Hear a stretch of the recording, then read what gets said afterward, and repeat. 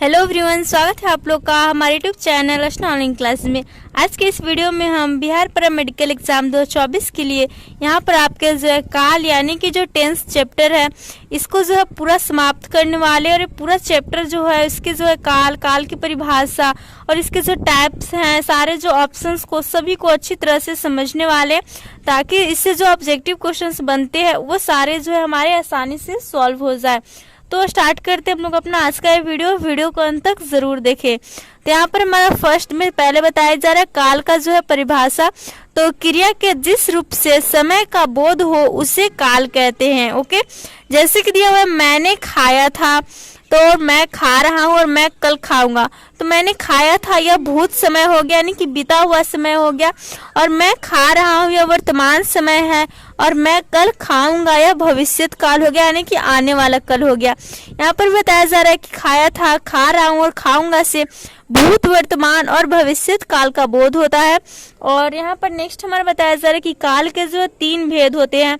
वर्तमान काल जिसे हम लोग इंग्लिश में कहते हैं प्रेजेंट टेंस, भूतकाल यानी कि पास्ट टेंस, और भविष्यत काल यानी कि फ्यूचर टेंस। तो अब हम जो है सारे जो काल यानी कि टेंस के जो भेद दिए हुए हैं, प्रकार दिए हुए हैं, टाइप्स दिए हुए हैं, इनको जो है बारी बारी से समझेंगे। तो नेक्स्ट यहाँ पर दिया हुआ है वर्तमान काल। यहाँ पर जो वर्तमान काल की परिभाषा क्या हो जाएगी, तो वर्तमान समय में होने वाली क्रिया से वर्तमान काल का बोध होता है। जैसे कि मैं खाता हूँ, सूरज पूरब में उगता है, वह पढ़ रहा है और गीता खेल रही होगी। तो इन सारी क्रियाओं से क्या होता है, जो वर्तमान में होने वाली जो इस सारी क्रियाएं से वर्तमान काल का बोध होता है। नेक्स्ट यहाँ पर बताया जा रहा है कि वर्तमान काल के जो मुख्यतः 3 भेद होते हैं, जैसे कि सामान्य वर्तमान, तात्कालिक वर्तमान और संदिग्ध वर्तमान।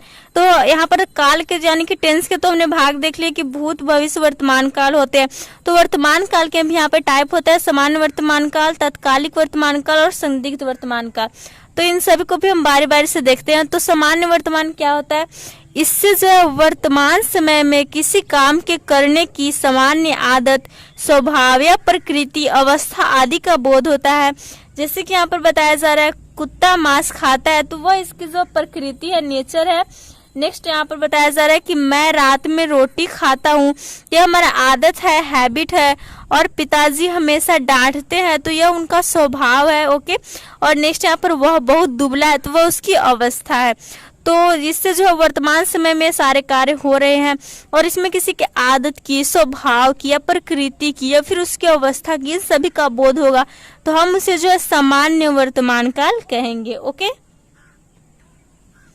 नेक्स्ट यहाँ पर हमारा दिया हुआ है तात्कालिक वर्तमान। तो इससे क्या होता है, इससे जो वर्तमान में किसी कार्य के लगातार जारी रहने का बोध होता है। जैसे कि कुत्ता मांस खा रहा है और पिताजी डांट रहे, तो कुत्ता मांस खा रहे, इसमें खाने की जो क्रिया है वह क्या है, लगातार जारी है। और पिताजी डांट रहे हैं यानी कि इसी क्षण कहने के समय, यानी कि इसी क्षण जो कह रहे हैं, पिताजी डांट रहे, अभी जस्ट डांट रहे, यानी कि जो कार्य है वह लगातार हो रहा है। तो ऐसा जो बोध होगा तो इसे हम लोग कहेंगे तात्कालिक वर्तमान काल। ओके, इसे आप लोग इसे याद रखिएगा। नेक्स्ट यहाँ पर हमारा संदिग्ध वर्तमान काल। इससे जो वर्तमान समय में होने वाली क्रिया में संदेह या अनुमान का बोध होता है। जैसे कि यहाँ पर दिया हुआ है अमिता पढ़ रही होगी और माली फूल तोड़ता होगा, यानी कि यहाँ पर अमिता पढ़ रही होगी, इसमें जो अनुमान का बोध कराया जा रहा है। जैसे कि अमिता में भी जो पढ़ रही होगी, अनुमान लगाया जा रहा है। और यहाँ पर भी जैसे माली जो है वह फूल तोड़ता होगा, यानी कि कोई फिक्स नहीं है कि वह फूल तोड़ रहा है, बस इसका संदेह या फिर अनुमान लगाया जा रहा है। जैसे मानो माली जो फूल तोड़ता होगा, तो जब इस टाइप के सेंटेंस होंगे तो इसे हम लोग कहेंगे संदिग्ध वर्तमान काल, यानी कि जो ये संदेह में है, कोई जो है फिक्स निश्चित नहीं है। नेक्स्ट यहाँ पर हम भूतकाल की बात करें, तो यहाँ पर जो बीते समय में घटित क्रिया से भूतकाल का बोध होता है, यानी कि ऐसी क्रिया जो कि जो बीत गई है वह हो जाता है हमारा भूतकाल, यानी कि पास्ट टेंस। तो यहाँ पर दिया जैसे कि मैंने देखा, वह लिखता था, उसने खाया होगा, या फिर मैंने देखा है या मैं देख चुका हूँ, वह लिख रहा था, वह लिख चुका था, वह आता तो मैं जाता। ये सारे जो हमारी क्रिया है इन सभी से भूतकाल का बोध हो रहा है। तो यहाँ पर भूतकाल के भी जो 6 भेद होते हैं वो क्या होते हैं, तो यहाँ पर दिया हुआ है सामान्य भूत, आसन्न भूत, पूर्ण भूत, अपूर्ण भूत, संदिग्ध भूत और हेतु मद भूत। ये सारे जो भूतकाल पास्ट टेंस के जो है वो 6 यहाँ पर प्रकार दिया हुआ है। तो इसके बारे में भी हम जो बारी बारी से देखते हैं। तो यहाँ पर जो हम इन सब के बारे में बारी बारी से आसानी से समझते हैं। तो फर्स्ट यहाँ पर हमारे दिया है सामान्य भूतकाल। तो इससे जो है मात्र इस बात का बोध होता है कि बीते समय में कोई काम जो है सामान्यतः समाप्त हुआ। जैसे कि मैंने पत्र लिखा और वे पटना गए। तो मैंने पत्र लिखा यानी कि बीते समय में कब लिखा या पता नहीं है, बस लिखा था। ओके, नेक्स्ट वे पटना गए, तो बीते समय में कब गए हैं यह पता नहीं है। तो इस बात का सिर्फ बोध होता है कि बीते समय में कोई काम जो समाप्त हुआ था बट कोई पता आता नहीं है। तो यह होता है हमारा सामान्य भूतकाल। नेक्स्ट यहाँ पर हमारा आसन्न भूतकाल, यानी कि ये क्या होता है, तो इससे बीते समय में क्रिया के तुरंत या कुछ देर पहले समाप्त होने का बोध होता है। जैसे कि यहाँ पर एग्जाम्पल दिया हुआ है, मैं खा चुका हूँ और सीता रोई है। तो इस सेंटेंस में मैं खा चुका हूँ में कुछ देर पहले यानी कि पेट भरा हुआ है, यानी कि मैं खा चुका हूँ कुछ देर पहले और पेट जो है वो भरा हुआ है। और सीता रोई है यानी कि आंसू सूख चुके हैं लेकिन जो चेहरा है वह उदास है। यानी कि इन सभी से पता चलता है कि जो है जो क्रिया है वह तुरंत या कुछ देर पहले जो कार्य है वह समाप्त हुआ है। ओके, अब हम लोग नेक्स्ट चलते हैं। यहाँ पर दिया हुआ पूर्ण भूतकाल। तो इससे क्या है, तो बीते समय में क्रिया की पूर्ण समाप्ति का बोध होता है। यानी कि जो बीते समय में क्रिया पूर्ण रूप से समाप्त हो चुकी थी। जैसे यहाँ पर एग्जाम्पल दिया हुआ, वह गया था और राम खा चुका था। तो यहाँ पर वह गया था में जाने का काम जो है वह बहुत पहले पूरा हो चुका था और राम खा चुका था यानी कि जो वह पूर्णतः खा चुका था, यानी कि जो क्रिया है वह पूर्ण रूप से समाप्त होते हुए समय में। तो अब नेक्स्ट है हमारे यहाँ पर अपूर्ण भूतकाल। अपूर्ण भूतकाल क्या होता है, तो इससे बीते समय में क्रिया की जो अपूर्णता का बोध होता है। यानी कि जो क्रिया है अपूर्णता का बोध होता है, यानी कि जो पूरी तरह से समाप्त जो क्रिया जो कार्य थी वह नहीं हुआ है। यहाँ पर ऑप्शन दिया हुआ देख सकते हैं, यहाँ पर मैं पढ़ता था और मैं पढ़ रहा था। तो इन दोनों सेंटेंस में क्या है कि पढ़ने का काम जो है वह जारी था लेकिन पूरा नहीं हुआ था। जैसे मैं पढ़ता था और मैं पढ़ रहा था लेकिन जो काम है पढ़ने का वह पूरा नहीं हुआ था। तो हम कह सकते हैं कि जो क्रिया है वह अपूर्ण रूप से यानी कि पूर्ण नहीं हुई है। तो ये हमारा कैसा हो जाएगा, ये हो जाएगा अपूर्ण भूतकाल। नेक्स्ट यहाँ पर संदिग्ध भूतकाल। तो क्या होता है, इससे बीते हुए समय में किसी क्रिया के होने में संदेह का बोध होता है। जैसे कि पिताजी गए होंगे, यानी कि गए या नहीं यह संदेह है। जैसे हमने संदिग्ध वर्तमान काल देखा था उसी तरह यह संदिग्ध भूतकाल। इसमें है पिताजी गए होंगे यानी कि जो कोई जो क्रिया है वो उसके होने में संदेह का बोध है कि गए होंगे, गए या फिर नहीं, यह एक संदेह है, यह जो है डाउट है।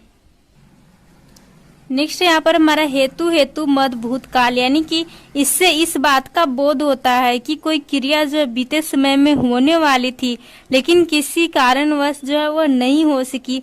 जैसे कि यहाँ पर एग्जाम्पल दिया हुआ है, राधा आती तो मैं जाता, यानी कि न राधा आई और न मैं गया। तो ये कैसा हो गया, ये हो गया हेतु मद भूतकाल, यानी कि कोई क्रिया जो होने वाली थी लेकिन किसी कारण नहीं हो पाई। ओके, अब नेक्स्ट हम जो भविष्यत काल को देखते हैं और समझते हैं। तो यहाँ पर भविष्यत काल में बताया जा रहा है कि इससे जो भविष्य में किसी काम के होने का बोध होता है, यानी कि आने वाले कल में जो कोई काम का होने का बोध होता है। जैसे कि तुम पढ़ोगे, आप खेलते रहेंगे, वह आए तो मैं जाऊं, वे जा चुकेंगे, शायद वह कल आए और तुम पढ़ोगे तो पास करोगे।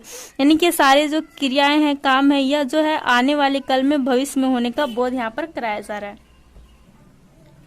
तो यहाँ पर जो भविष्यत काल है जो है इसके भी 5 भेद होते हैं। जैसे कि सामान्य भविष्यत काल, संभाव्य भविष्यत, अपूर्ण भविष्यत, पूर्ण भविष्यत और हेतु मद भविष्यत। तो इन सभी को भी हम जो है आसानी से छोटे छोटे लैंग्वेज में जो है समझते हैं। यहाँ पर फर्स्ट दिया हुआ है सामान्य भविष्यत काल। तो इससे यह पता चलता है कि कोई काम जो है वह सामान्यतः भविष्य में ही होगा। जैसे कि वह आएगा, तुम खेलोगे, मैं सफल होऊंगा, यानी कि जो कोई काम है वह जो फिक्स यहाँ पर जो समानता भविष्य में होगा, जैसे आएगा, खेलोगे, सफल होऊंगा। ओके, तो ये हमारा हो जाएगा सामान्य भविष्यत काल। नेक्स्ट यहाँ पर हमारा संभाव्य भविष्यत काल, यानी कि संभाव्य से यहाँ पर जो है लग रहा है, जैसे कि संभावना व्यक्त हो रहा है। तो यहाँ पर बताया जा रहा है इससे भविष्य में होने वाली क्रिया के होने की संभावना का बोध होता है, यानी कि कोई क्रिया के होने का जो संभावना का बोध होता है, कहाँ, तो भविष्य में।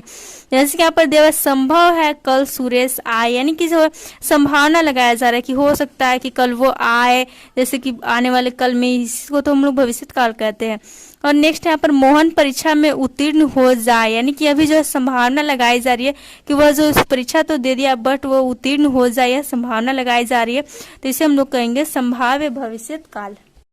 नेक्स्ट है यहाँ पर हमारा अपूर्ण भविष्य काल, यानी कि इससे यह बोध होता है कि कोई भविष्य में जो है कोई काम जारी रहेगा, यानी कि वह अपूर्ण है। यहाँ पर जैसे कि मैं लिखता रहूंगा और तुम खेलती रहोगी, यानी कि भविष्य में कोई काम जो जारी रहने का, जैसे लिखता रहूंगा, लिखता ही रहूंगा और खेलती रहोगी, तो यह का भविष्य में कोई कार्य है वो जारी रह रहा है, यानी कि होता रह रहा है, तो यह हमारा हो जाएगा अपूर्ण भविष्य काल।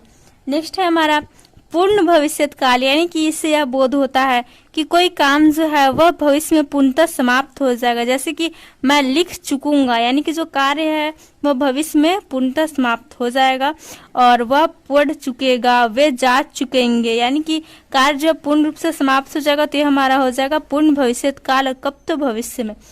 नेक्स्ट यहाँ पर हेतु मत भविष्य काल, तो यह क्या होता है, यदि भविष्य में एक क्रिया का होना दूसरी क्रिया के होने पर निर्भर करे तो उसे हम लोग हेतु मत भविष्य कहते हैं। जैसे कि यहाँ पर वह पढ़ेगा तो पास करेगा। और यहाँ पर नेक्स्ट दूसरा ऑप्शन दिया हुआ है सीता आए तो मैं जाऊं, यानी कि सारे कार्य जो भविष्य में होने वाले हैं और एक कार्य का जो होने का है वह दूसरी क्रिया पर जो है यह कार्य निर्भर कर रहा है, जैसे कि वह पढ़ेगा तभी पास करेगा, यानी कि जो पढ़ने पर निर्भर है पास करना।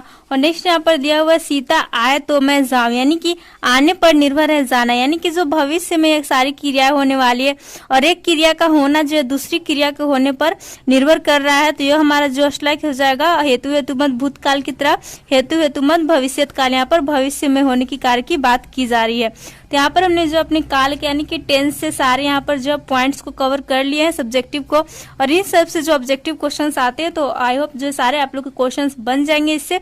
तो वीडियो को देखने के लिए धन्यवाद। वीडियो पसंद आए तो वीडियो को जरूर लाइक करें। Thanks for watching.